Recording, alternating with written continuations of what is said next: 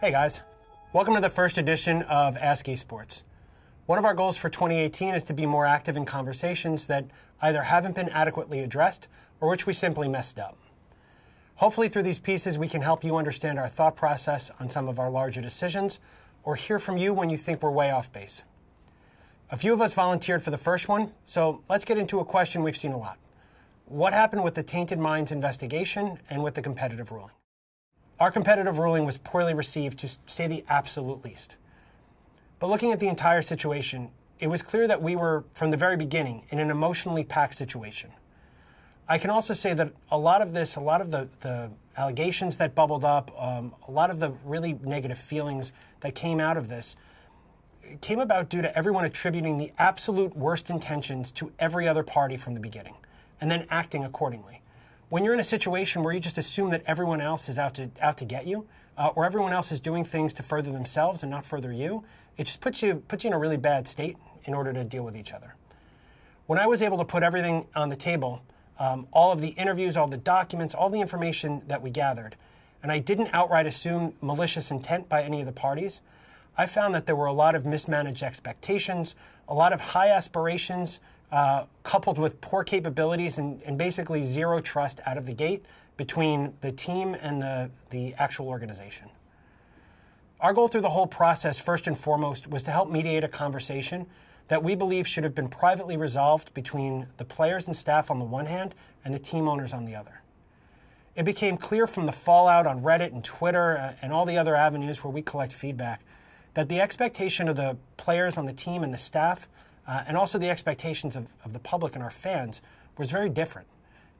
People were looking for Riot to come in and simply fix the situation, which we weren't able to do. And I'm hoping in this video to be able to clarify a little bit on why that is. If there are any aspiring pro players or managers or team staff out there watching this, I can't stress this lesson enough. At Riot, as league operators, we have to treat our pro players and our team staff and our team owners like peers, which means we can't inject ourselves into professional negotiations just because we think it's the right thing to do, or just because we think we have a better idea of how to do it. When either a team or a player asks for mediation, it's a request for three peers to sit down and talk about how to do the right thing. In mediation, however, we can't use the weight of the league to push conclusions, especially when the conflict is between a player and their team. What we're there to do is help guide those conversations, help people find a middle ground and a compromise that allows everybody to leave the situation feeling good about it, or at least feeling bad equally. Contractual agreements are how businesses work together. No player or manager should take on work or have expectations of an organization without explicitly addressing it in a contract first and having it in writing. What happened here, and what wound up to be the basis of our ruling, was that the manager and the team didn't have the same expectations for what her job was going to be. She wound up taking up a lot of responsibilities that were far outside of the scope of her contract. Now, while she did a great job in assembling a team and putting the house together and getting the players everything that she could, the failure of the team and the manager to be on the same page in her contract meant that we could only enforce what was actually on paper, which in this case was a computer that was owed to her and also to the coach, and the timing of payments to players for money that was paid to those teams by Riot to be used as salary. For everything else, while the standards weren't up to the team or the manager's expectations, Tainted Minds was still demonstrating an intention to deliver and provide a good experience for their players. The most critical piece of evidence in showing this intention was Tainted Minds' offer to move the team to a new house, which happened pretty early on in the process, maybe 5 weeks in or 6 weeks in. When they realized that the landlord was becoming less rather than more responsive to Tainted Minds' complaints, and that a lot of the problems arose from an overloaded electrical system in the house that they may never have been able to resolve, they wound up in a situation where the only option the team could offer the players was to move houses. The problem from the players' point of view is that the team hadn't done a good job of setting up the house in the first place. Right? It had set wildly higher expectations than it was able to deliver on. So when the players looked at two options, right, staying in a house in which they were uncomfortable and hoping to just fix that situation, or moving to a new house where they had to rely on the team to start everything over from scratch, they just didn't have any confidence that the team would be able to do that. At the same time, a lot of the complaints that the players had, like they don't have any air conditioning, because every time you plug in an air conditioner along with the dishwasher and the TV and all of the computers, the electrical system shorted out.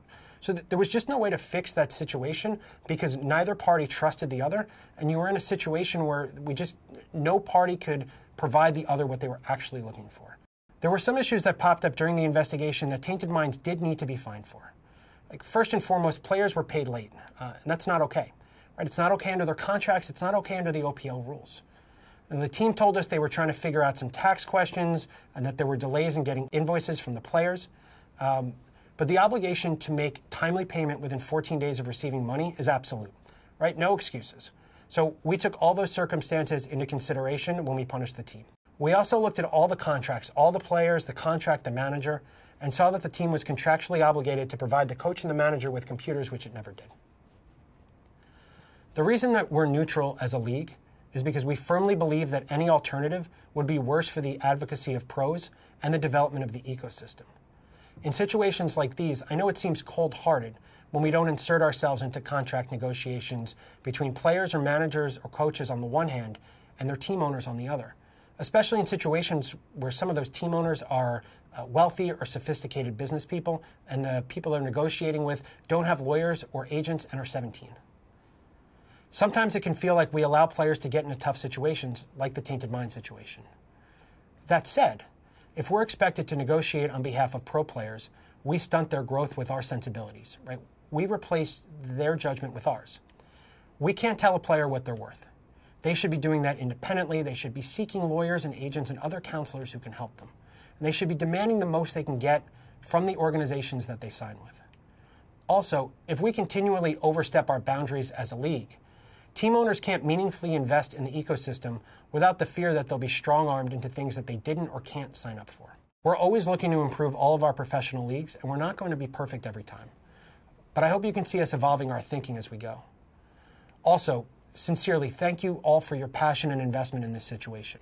We're always listening, and hopefully this year we can get better at sharing back and having these kind of conversations. If you're interested in the deep dive of our investigation, I encourage you to take a look at our long-form post, where I touch on our investigation on the conflict of interest, and Mirko Gazzo, the country manager of the OC office, speaks to the timeline of events from the OPL's point of view. Thanks for sticking it out with us. I know it's been a long video, but we appreciate it. Thanks.